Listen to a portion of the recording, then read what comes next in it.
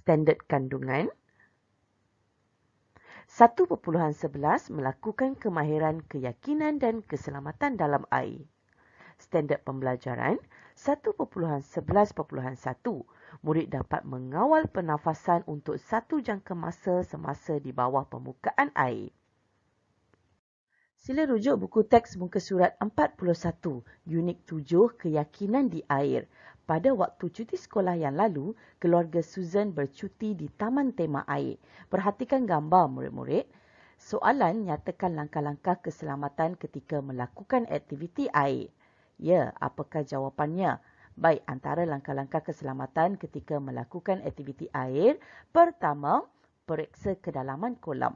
Kerana kedalaman setiap sudut adalah berbeza. Oleh itu, anda perlu pastikan diri selesa dengan kedalaman tersebut. Yang kedua, pastikan pengawal atau penyelamat kolam berada di tepi kolam. Ya, anda perlu pastikan kolam itu mempunyai pengawal kolam terlatih yang bertugas sepanjang masa. Ketiga, gunakan kelengkapan yang betul seperti pelampung.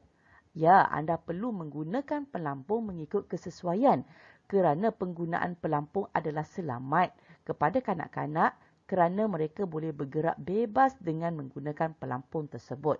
Keempat, jangan berlari di tepi kolam kerana lantai kolam biasanya agak licin.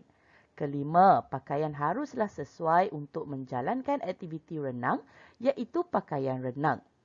Keenam, sekiranya menghadapi masalah di dalam air, bawa bertenang. Pusingkan badan supaya anda berada dalam keadaan terlentang. Dan jika ternampak seseorang, lambaikan tangan untuk menarik perhatian. Cara lain pula ialah dengan meletakkan tangan anda di dalam air. Dan yang ketujuh, sentiasa mematuhi arahan guru atau orang dewasa yang berada di situ. Jelas ya murid-murid? Sila rujuk buku teks muka surat 42. Subtopik seterusnya ialah selam dan kawal. Mari belajar cara mengawal pernafasan di bawah permukaan air. Antara cara-cara mengawal pernafasan di bawah permukaan air ialah pertama, berdiri di dalam kolam dan tarik nafas. Kedua, rendahkan badan sehingga kepala berada di dalam air. Tahan nafas beberapa saat, hembus nafas perlahan-lahan. Dan ketiga, berdiri semula dan tarik nafas. Jelas ya murid-murid? Perhatikan gambar apakah yang sedang dilakukan oleh mereka. 1, 2, 3 dan hembus nafas perlahan-lahan. Ya, mereka sedang melakukan teknik membuat bubble. Teknik ini merupakan perkara asas yang perlu dilakukan sebelum melakukan renangan. Anda perlu belajar bernafas di dalam air. Kebiasaannya ramai yang bernafas menggunakan mulut. Tetapi jangan pula membuka mulut ya. Sebelum masuk ke dalam air, pastikan anda telah mengambil oksigen dengan cukup. Kemudian, menyelam dan keluarkan bubble secara sekata selama 3 kali. Untuk kali yang keempat, lepaskan bubble yang banyak dan cuba lepaskan badan anda. Jika berjaya, anda akan terasa seperti terapung. Kenapa? Ini kerana dengan bubble tersebut membantu anda untuk terapung di dalam air.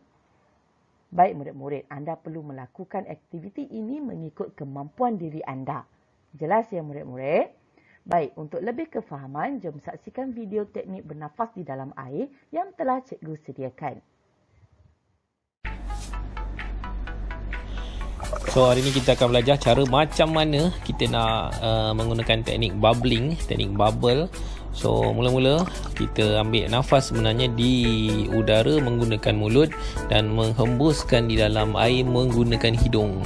So, kita tengok, ambil nafas menggunakan mulut, lepas tu hembus di dalam air menggunakan hidung. Maksudnya dalam air tu, masa dalam air tu mulut kita tertutup. So, mulut kita tertutup menggunakan hidung sahaja. So, boleh praktis bagi kita tenang di dalam air. So, ini sebenarnya cara yang betul ataupun cara yang sempurna bila kita berenang. So, bila kita masuk je dalam air, kena keluarkan udara yang ada.